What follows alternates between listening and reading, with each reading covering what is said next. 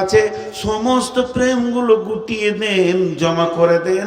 একটা ঘর আছে, ওটাকে হৃদয় দিয়ে ভালোবাসেন। ওই ঘরটা যদি হৃদয়ে থাকে, ওই ঘরটা যদি মনে থাকে, আর নিজের মনটা যদি ঘরে গিয়ে পড়ে থাকে, লাভটা কি হবে? আল্লাহর নবী বলছেন, হযরত আবু হুরায়রা বর্ণনা করছেন, ইদিল্লাহুমুল্লাহু ফি দিল্লিহি ইয়াউমুল্লা দিল্লা ইল্লা দিল্লাহু। এমন একটা দিন আসবে যেটা কিয়ামতের দিন, যেদিন কোনো ছায়া থাকবে না, যেদিন মানুষ ত্রাহি ত্রাহি করবে, যেদিন মানুষ পানি পাবে না। সেই দিন বন্ধুরে একটু কষ্ট বুঝতে পারবে না। হাজার গরমে কোনো মানুষ যদি এসি ঘরের ভিতরে থাকে, তাহলে মানুষের বানানো এসি যদি এত সুন্দর হয়, তো আমার রবের রহমতের ছায়াটা কেমন হবে? রবের রহমত সেই ছায়ার মধ্যে আছে।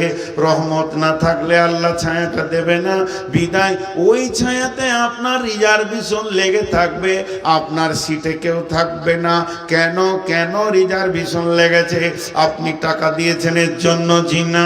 আপনি হৃদয় দিয়ে মসজিদকে প্রেম করেন, হৃদয় দিয়ে মসজিদকে ভালোবাসেন, আর আপনার কলিজাটা মসজিদের মধ্যে তোলা থাকে, দিলটা মসজিদে ভরে থাকে।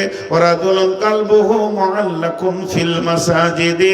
ওই লোকটা আরশের ছায়াতে থাকবে যার দিল মসজিদে পড়ে আছে।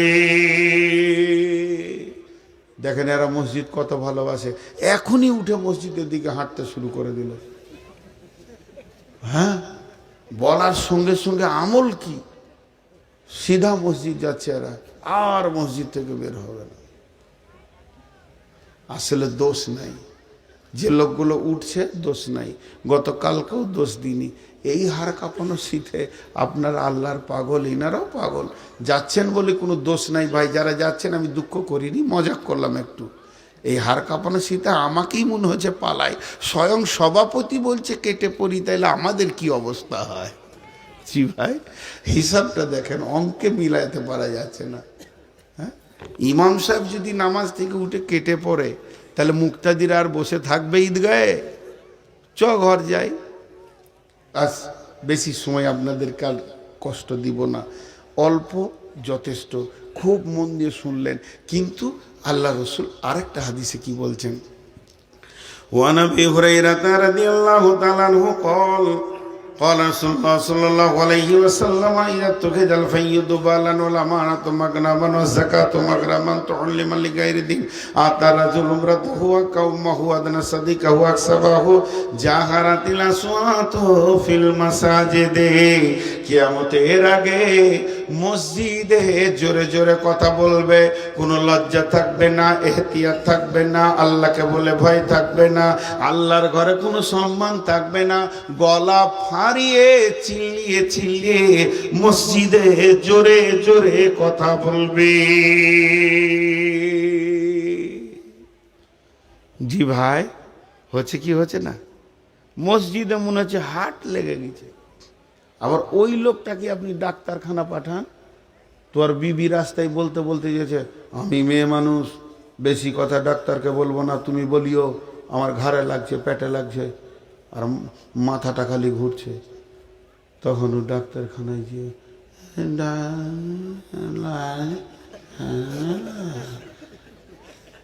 তিনটে বলেছে তো দুটো ভুলিয়ে গেছে। ওর বিবি বলছে, বললে না, ডাক্তারকে দেখে ভয় লাগছে, যে কোনটা বলবো কোনটা। আচ্ছা, ডাক্তারকে দেখে যদি তোর ভয় লাগে, আল্লাহ কি তার থেকে দাম কম? তার ঘরে এত তোর গলার ফাঁড় কেন? মানুষ আল্লাহকে ইজ্জত দিতে জানে না।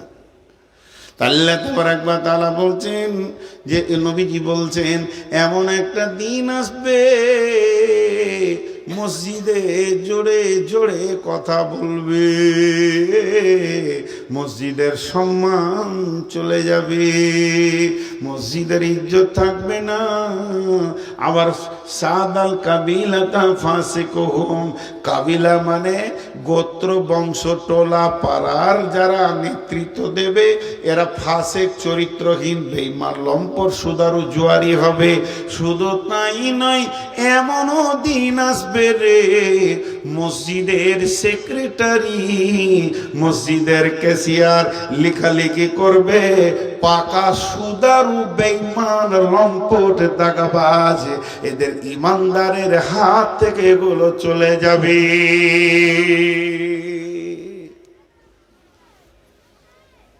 আর বলবো না, খালি একটু খেয়াল করেন, প্রত্যেকটা মসজিদ কমিটি, আমার এলাকায় মসজিদের একটা মতোয়াল্লি আছে, সারা জীবন এক ওয়াক্ত নামাজ পড়ে না।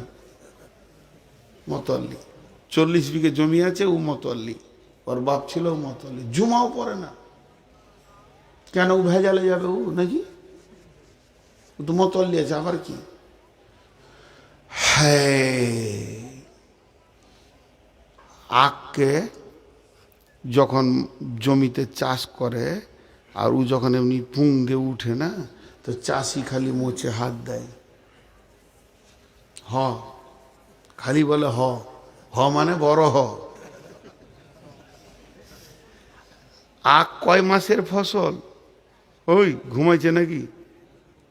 হ্যাঁ, মঞ্জুল ঘুমাইছে, ও জানছে রেকর্ড হচ্ছে, কাল শুনবো, তো আজ কেন ভেজাল জানবো?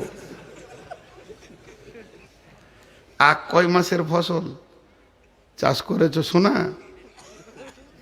11 মাসের ফসল। আখ যেদিন বুনবেন 11 মাস পর ওকে কাটা হয়। কুসর কুসর 11 মাসের ফসল। ওর পাশে আলু চলে যায়, ওর পাশে গম চলে যায়, জও চলে যায়, পেঁয়াজ চলে যায়, ধুনে চলে যায়, ওরা জন্মলাই আর চলে যায়। আর 11 মাস চাষি খালি ওকে পানি দেয়। আর ওর জোর হচ্ছে খোল বেশি ভালো দিলে আখ ভালো হয়, রসালো হয়। খোল দেয়, ইউরিয়া দেয়। তো আখ মনে মনে করছে যে আমি চাষির বড় জামাই, সব শালাকে পিড়ে নিলে আমাকে কিছু করছে না। কিন্তু যত মোটা হচ্ছে খুশিতে, চাষি তত ফিক ফিক করে হাসছে যে একবার ভরবো তো তোর রস বের করে খোঁয়া করে ছেড়ে দেবো।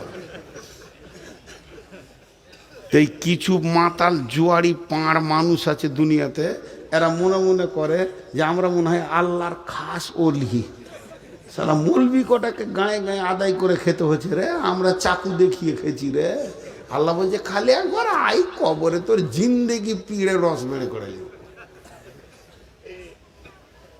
এখন তুমি গায়ের জোরে কমিটি হয়েছ, তুমি গায়ের জোরে বহুত কিছু হয়েছ, পীরে রস বের করে নিব তোমার।